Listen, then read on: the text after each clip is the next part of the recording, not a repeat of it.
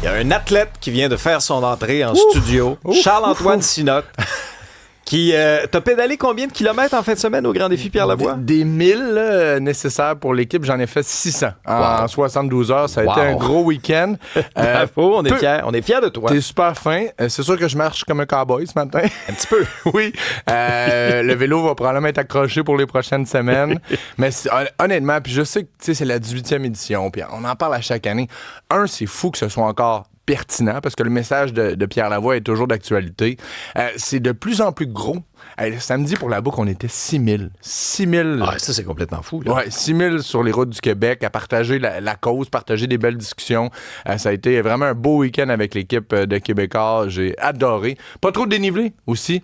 On était dans un des seuls coins du Québec pas du tout côteux. Ouais. Mais vous aviez d'autres défis quand même, là, dans le sens que, bon, la chaleur, l'humidité, vous avez eu de la pluie un peu quand même. As-tu trouvé ça difficile d'affronter quand même un peu les éléments en fin de semaine? J'étais un bon cycliste, là. Mais... j'avais l'impression d'être au biodôme. Tu sais, au biodôme, là, chaque salle a son climat, là. Non, mais on a eu du 42 de ressenti le vendredi, un soleil plombant le samedi. Hier, le déluge complet aux abords du lac Champlain, la Venise en Québec. Mais tu sais, le Grand Défi porte bien son nom. Tu dors pas, tu manges à peu près n'importe quand. Il fait chaud, fait beau, fait pas beau. Mais ça fait partie justement de tout ça. Puis c'est pour la bonne cause, donc tant mieux. Comme dit Pierre Lavoie, l'inconfort nous rend plus forts. En tout cas, on est vraiment fiers cette phrase-là, quand il te mouille assis d'en face, t'as pas le goût de l'entendre. Mais en tout cas, nous, on est vraiment fiers de toi. Tu nous as très bien représenté. Fiers de toute la gang de Québécois aussi. On vous salue si vous êtes à l'écoute. Québécois, qui est un précieux partenaire du Grand Défi Pierre Lavoie. Donc, hier soir, j'imagine que tu t'es assis confortablement dans ton fauteuil. Oui. T'as mérité ton hockey de fin de soirée. Puis ça tombe bien. La Coupe Stanley qui a été remportée par les Hurricanes de la Caroline. C'était beau de voir ça.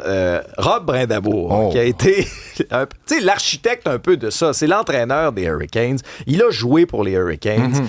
Et il a su vraiment s'adapter tout au long des séries. Quel parcours extraordinaire. Le match d'hier, pour moi, représentait parfaitement la qualité de l'organisation. Tu sais, autant ça a été une finale déjantée, explosive, spectaculaire et offensive. Hier, là, les Hurricanes, à leur manière, ont fermé le jeu dès qu'ils ont pris les devants 1-0. Et au final, ça a été un match hermétique, 3-0 le pointage. Ils gagnent la finale en 6. Et tu fais tellement bien de parler de Rod the Bod, c'est son surnom puisqu'il est découpé au couteau, 55 ans, pour encore jouer. Et tu sais, en 2006, cette fameuse conquête mettait un peu les Hurricanes sur la map monde du hockey.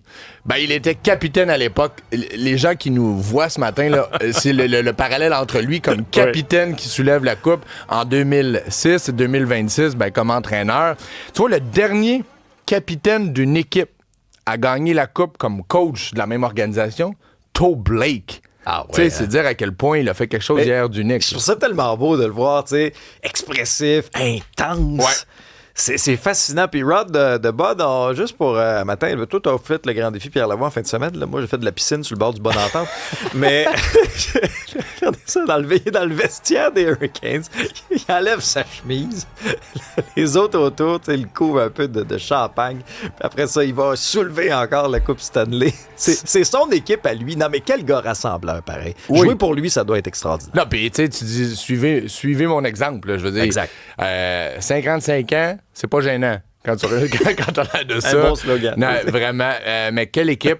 Puis, tu sais, bon, évidemment, le Canadien a été dans le parcours des Hurricanes, mais tu sais, hier, c'est la culmination, comment dirais-je, de la façon de faire. De la façon de faire. Être patient. Même si on vit des petits éclats, des soubresauts, comme l'on vit. C'était l'an 8 du projet Rod Brindamour.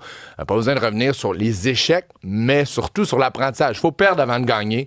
Et les Hurricanes, hier, méritaient pleinement de l'emporter. Ça a été l'équipe peut-être la plus constante, la plus stable. Tu sais, les Golden Knights, ça a été des hauts, des bas. Le gardien Carter Hart, écoute, ça a été compliqué, complexe. Il faut quand même souligner aussi que Rod the Bod a fait quelque chose qui n'est pas facile à faire. Changer de gardien de but. Pendant une défaite.